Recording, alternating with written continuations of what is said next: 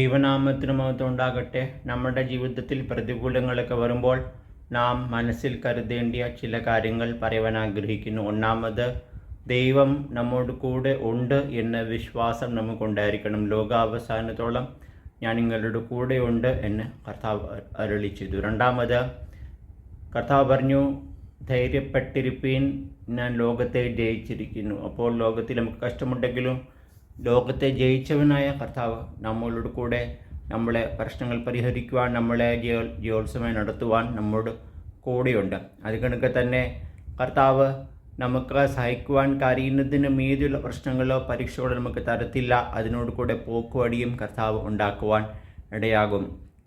അപ്പോൾ ഈ ചിന്തകൾ നമുക്കുണ്ടാകുമ്പോൾ നമ്മൾ ഒരിക്കലും പതറിപ്പോകാതെ, പ്രശ്നങ്ങളെക്കാൾ വലിയ ഒരു ദൈവം നമ്മുടെ കൂടെയുണ്ട്.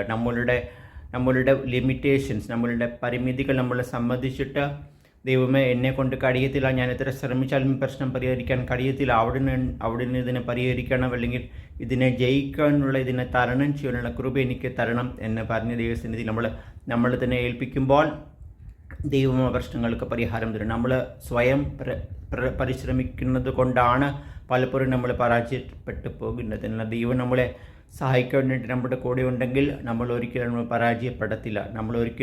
നമ്മൾ മനസ്സ് ഡൗൺ ആകത്തില്ല. മനസ്സ് ഡൗൺ ആകാൻ കാരണം, ടെൻഷൻ ഉണ്ടാകാൻ കാരണം, ആകലിച്ചിന്ത ഉണ്ടാകാൻ കാരണം, നമ്മൾ ദൈവത്തിന് പ്രശ്നങ്ങൾ പരിഹരിക്കാതെ സ്വയമായിട്ട് നമ്മൾ ചെയ്യുവാൻ താല്പര്യപ്പെടുകയാണ്. അതൊരിക്കലും നമ്മളെ ജീവിതത്തിലേക്ക് നടത്തുകയില്ല. ദൈവമാണ് നമ്മുടെ യുദ്ധം ചെയ്യുന്നത്. യുദ്ധവീരനായ യേശുവാണ് നമുക്ക് വേണ്ടി യുദ്ധം ചെയ്യുന്നത്. ജയാളിയായ യേശുവാണ് നമുക്ക് വേണ്ടി യുദ്ധം ചെയ്യുന്നത്.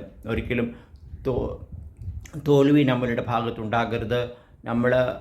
നമ്മൾ ജയിക്കണമെങ്കിൽ ദൈവം നമ്മളുടെ കൂടെ ഉണ്ടായാലേ പറ്റത്തുള്ളൂ. God plus minority = more stronger than majority. നമ്മുടെ കൂടെ ലോകം മൊത്തം ഉണ്ടെങ്കിലും ദൈവം കൂടെ ഉണ്ടെങ്കിൽ ഒരു പ്രയോജനമില്ല, നമ്മൾ പരാജയപ്പെട്ടു പോകുക. എന്നാൽ ലോകത്തിൽ ആരും നമ്മളുടെ കൂടെ ഇല്ലെങ്കിലും ദൈവം നമ്മളുടെ കൂടെ ഉണ്ടെങ്കിൽ നമ്മൾ ജയാളികളാണ്.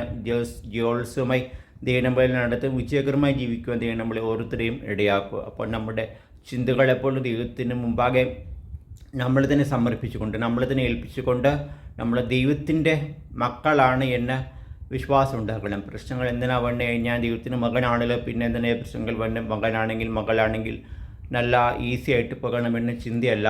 മക്കളുള്ളത് കൊണ്ടാണ് പ്രശ്നങ്ങൾ ഉണ്ടാകുന്നത്. അപ്പോൾ നമ്മൾ ദൈവം തെളിയിക്കുവാണ്, ഞാൻ നിൻ്റെ അപ്പനാണ്, ഞാൻ നിൻ്റെ സ്വർഗത്തിലെ പിതാവാണ്, ഞാൻ എല്ലാത്തിനും മതിയായവനാണ് എന്ന ദൈവം തെളിയിക്കാൻ വേണ്ടിയാണ് പ്രശ്നങ്ങൾ പലപ്പോഴും ഉണ്ടാകുന്നത്. നമ്മുടെ വിശ്വാസം പരിശോധിക്കപ്പെടുവാൻ, നമ്മുടെ വിശുദ്ധി, നമ്മുടെ സമർപ്പണം, നമ്മളുടെ ദൈവത്തോടുള്ള ആ സ്നേഹവും സമർപ്പണവും വിശ്വാസവും ആശ്രയവും ഒക്കെ എത്രമാത്രമുണ്ടെന്ന് നമ്മൾ മനസ്സിലാക്കുവാനും അത് ലോകത്തിന് മുമ്പാകെ തെളിയുവാൻ വേണ്ടിയാണ് പ്രശ്നങ്ങൾ വരുന്നത്. പ്രശ്നങ്ങളില്ലെങ്കിൽ ദൈവം ആരാണെന്നും അറിയത്തില്ല, അത്ഭുതം എന്താണെന്ന് അറിയത്തില്ല, വിടുതൽ എന്താണെന്ന് അറിയത്തില്ല, അത് കണക്കത്തിന് നീക്കുപോക്ക് എന്താണെന്ന് അറിയത്തില്ല.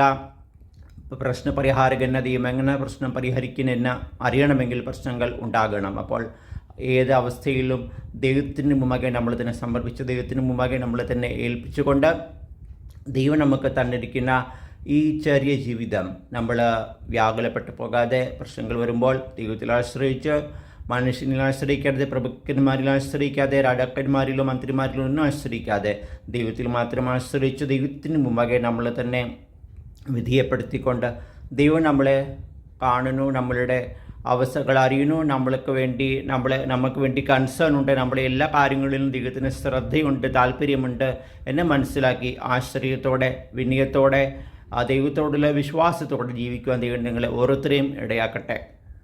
അപ്പോൾ ദൈവം നമുക്ക് പ്രശ്നങ്ങൾ തരുമ്പോൾ നമ്മൾ ഒരിക്കലും ചഞ്ചലപ്പെട്ടു പോകാതെ നിങ്ങളുടെ ആവശ്യങ്ങൾ സ്തോത്രത്തോടെ ദൈവത്തോട് അറിയിക്കത്ര വേണ്ടത്. അപ്പോൾ സകല ബുദ്ധിയും കവിയുന്ന ദൈവസമാധാനം നിങ്ങളുടെ നിലവുകളെ ക്രിസ്തുവിശുങ്കൽ കാക്കുമെന്ന് നമ്മളുടെ വചനം, ബൈബിൾ നമ്മളോട് പറയുന്നുണ്ട്. അപ്പോൾ നമ്മുടെ നിലവുകൾ ക്രിസ്തുവിശുവിൽ കാക്കപ്പെടണമെങ്കിൽ നമ്മൾ പൂർണ്ണമായിട്ട് ദൈവത്തിൽ ആശ്രയിച്ച്, പൂർണ്ണമായിട്ട് ദൈവത്തിൽ വിശ്വസിച്ച്, നമ്മുടെ ആവശ്യങ്ങൾ സ്തോത്രത്തോടെ നന്ദിയോടെ ദൈവത്തോടെ അറിയിക്കണം. ഈ പ്രശ്നങ്ങളുള്ളത് കൊണ്ട് എനിക്ക് പ്രയാസമാണെന്നല്ല, പ്രയാസത്തോടെയല്ല, സങ്കടത്തോടെയല്ല, അയ്യോ എനിക്ക് പ്രശ്നമുണ്ടല്ലോ ദൈവമേ എന്ന ആ ഒരു ഭാവത്തോടെയല്ല, സ്തോത്രത്തോടെ, നന്ദിയോടെ ദൈവത്തോട് നമ്മുടെ ആവശ്യങ്ങൾ അറിയിക്കുമ്പോൾ ദൈവം നമുക്ക് വേണ്ടി പരിഹാരം നൽകി ആവശ്യങ്ങൾ നടത്തി തന്നെ എല്ലാ ബുദ്ധിമുട്ടും തരണം ചെയ്യുവാൻ, അല്ലെങ്കിൽ അതിനെ പരിഹരിക്കുവാൻ, അതിനെ നീക്കം ചെയ്യുവാൻ, അതിലൂടെ കടത്തിവിടാനൊക്കെ ദൈവത്തിന് എന്താ പദ്ധതിയുള്ളത്, അത് പ്രകാരം ജീവിക്കുവാൻ ദൈവം നമ്മളെ സഹായിക്കും. അപ്പോൾ ഒരിക്കലും നിങ്ങൾ നിരാശപ്പെട്ടു പോകരുത്. ദൈവം നിങ്ങളുടെ കൂടെയുണ്ട്. നിങ്ങളുടെ എല്ലാ ആവശ്യങ്ങളിലും ദൈവത്തിന് വലിയ പദ്ധതിയുണ്ട്. ഈ ചിന്തകൾ നിങ്ങളെ ബലപ്പെടുത്തി ശക്തീകരിക്കട്ടെ. ദൈവത്തിൻ്റെ നാമം നമ്മളിലൂടെ എപ്പോഴും മഹത്വപ്പെടട്ടെ. ആമേൻ. സ്തോത്രം.